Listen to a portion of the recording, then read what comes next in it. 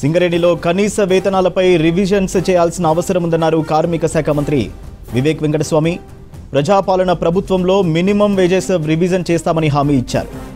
10 ఏళ్లుగా బీఆర్ఎస్ సర్కార్ కనీస వేతనాలు పట్టించుకోలేదని ఆరోపించారు వివేక్. సింగరేణిలో కాంట్రాక్ట్ అవుట్సోర్సింగ్ ఉద్యోగుల జీతాలు పెరుగుతాయన్నారు మంత్రి.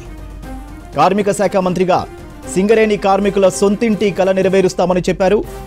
సింగరేణిలో కొత్త మైన్స్, కొత్త ఉద్యోగాలు రావాల్సిన అవసరం ఉందన్నారు వివేక్.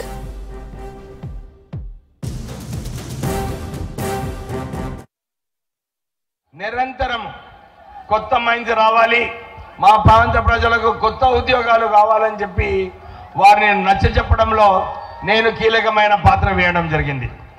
ఆల్రెడీ ముఖ్యమంత్రి గారు ఒప్పుకున్నారు. మొన్న నేను కేంద్ర కోల్ శాఖ మంత్రి కిషన్ రెడ్డి గారితో కూడా మాట్లాడినప్పుడు ఇదే చెప్పినాను. తొందరగా ఆక్షన్ పెట్టండి, మాకు ఇక్కడ శ్రావణపల్లిలో ఏదైతే కొత్త గనులు రావాలో అది దాని గురించి ఆక్షన్ పెడితే మా సింగరేణి సంస్థ ఏదైతే ఉందో అది బాగుపడుతుంది.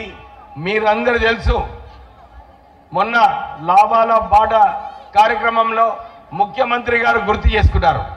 ఆ రోజులలో కాకా వెంకటస్వామి గారు సింగరేణి సంస్థ మూతపడే BIFRలో ఉన్నప్పుడు వారు కేంద్రం నుంచి 400 కోట్ల రూపాయలు ఇప్పించి ఈ సింగరేణి సంస్థను ఆ రోజులలో కాపాడడం జరిగింది. సుమారు 1,00,000 ఉద్యోగాలు ఆ రోజులలో కాపాడి ఈ రోజు సింగరేణి సంస్థ ఇంత బాగా నడుస్తుందంటే మనమందరం కూడా గౌరవం పడాలి. మీకు అందరూ తెలుసు, కొత్త గనులు రావడము. ఇప్పుడే నేను లేబర్ శాఖ మంత్రి వరలో అయిన తర్వాత నేను నిన్న కూడా ముఖ్యమంత్రి గారితో మాట్లాడేటప్పుడు ఇదే చెప్పినాను. 10 సంవత్సరాలు అయింది TRS హయాంలో మనము మినిమం వేజెస్ రివిజన్ చేయలేదు. అది తొందరగా చేసే అవసరం ఉంది. మినిమం వేజెస్ చేసినప్పుడు మన కాంట్రాక్ట్ వేజెస్ కూడా పెరిగే అవకాశం ఉంది.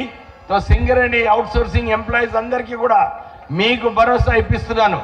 నేను కార్మిక శాఖ మంత్రి వర్లుగా ఉన్నప్పుడు మీ అందరికీ వేతనాలు పెంచడానికి ప్రయత్నం చేస్తానని చెప్పి మీకు మళ్ళొకసారి భరోసా ఇప్పిస్తున్నాను. దాంతోపాటు ఇప్పుడే నేను ఫస్ట్ మంత్రిగా అయినప్పుడు ఒకటే ఒక మాట ఇవ్వడం జరిగింది. సొంతింటి కళ ఇది డెఫినెట్లీ మనము దీన్ని అమలు చేసే అవసరం ఉన్నది. మనము కాంగ్రెస్ ప్రభుత్వం వచ్చిన తర్వాత మీ అందరికీ ఏదైతే సింగరేణి కార్మికులందరూ కూడా ఎదురు చూస్తున్నారో ఈ సొంతింటి కళ కూడా నెరవేర్చే అవసరం ఉన్నది. డెఫినెట్లీ నేను ప్రయత్నం చేసి కృషి చేసి మా ప్రభుత్వం పైన ఒత్తిడి తీసుకొచ్చి సొంతింటి కళ కూడా నెరవేర్చే పద్ధతిగా చేస్తామని చెప్పి